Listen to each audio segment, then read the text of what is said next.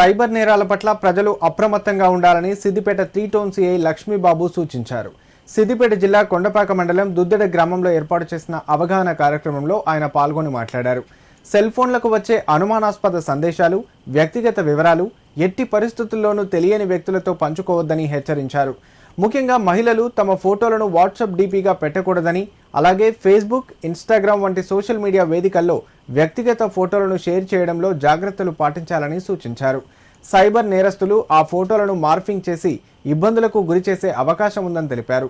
ముఖ్యంగా ఆడపిల్లల తల్లిదండ్రులు మరింత అప్రమత్తంగా ఉండాలని అన్నారు.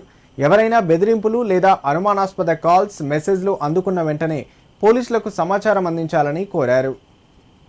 సిద్దిపేట 3 టౌన్ జ్యూరిస్డిక్షన్లో దుద్దెడ గ్రామంలో సైబర్ నేరాలపైన అవగాహన కల్పించడం జరిగింది. ఇక్కడ దాదాపు ఒక 200-300 మంది ప్రజలు దీనికి అటెండ్ అయ్యారు. సైబర్ నేరాలు ముఖ్యంగా లోన్స్ సంబంధించి కానీ, తర్వాత ఏదైనా గిఫ్ట్లు వచ్చినాయి అనే దాని మీద కానీ రకరకాలుగా ట్రాప్ కాల్స్ వస్తూ ప్రజలను మోసం చేస్తే అనేక మంది నష్టపోతూ ఉన్నారు.